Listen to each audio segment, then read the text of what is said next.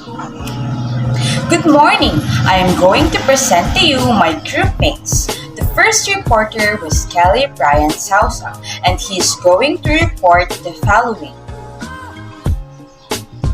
The next reporter is me, and I am going to report the following. The third reporter was Robert Agno, and he is going to present the following. And the fourth reporter was Arnold Layugan, and he is going to present the following.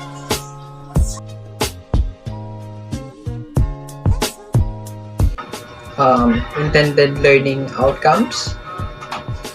Identify the underlying history and philosophy of the era movement. Classify the various art movement by citing their important characteristics such as historical background, factor, influential person, socio-political issues, and prevalent artists, art form, and media. Present the history of the movement of the art through a timeline. Cite important characteristics in an artwork based on the era movement. Identify the various plane in art and organize information from different sources. Various plane of art. Art appears in various forms, but this chapter shed light on the visual arts, painting, architecture, etc. from era to era. Usually, our bases are drawn from personal preference, beliefs, principle, orientation, and attitude, which are relatively subjective.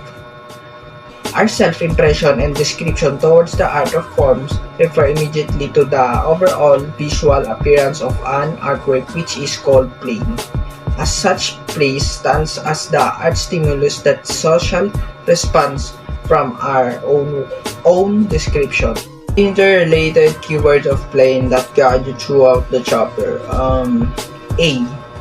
Plane. Plane refers to any surface area within space. In two-dimensional art, the picture plane is the flat surface that the image is created upon, such as paper, canvas, or wood. B. Three-dimensional figures may be depicted on the flat picture plane throughout the use of artistic elements to imply depth and volume, as seen in the painting Small Bouquet of Flowers in a Ceramic Vase by John Bruegel the Elder. C. Distortion of space and foreshortening, a method for presenting foreshortened geometry symmetrically onto a plane surface, was unknown for another 300 years. This projector intersects with an imaginary plane of projection, and image is created on the plane by the points of intersection. Example: Christ the Mourning over the Dead Christ, tempera on wood panel by Andrea Montagena in the Pinacoteca di Perambilan. D. Color field painting, characterized primarily by its use of large field of flat, solid color spread across or stained into the canvas, creating areas of an unbroken surface and flat picture plane by Camille 1992. Cézanne is named after Paul Cézanne, a French artist and post-impressionist painter whose work laid the foundation in 19th century, Adam 1996. He used plane of color and small brushstroke to form complex field and convey intense study of his subject. Example: his work, The Basket of Apples. F.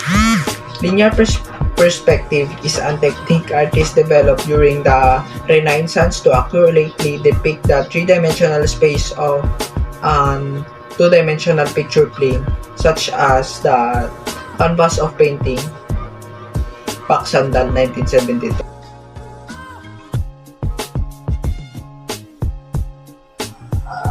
In this chapter, I have downloaded video clips from YouTube which summarizes and explains the lessons about the different architectural designs in different eras.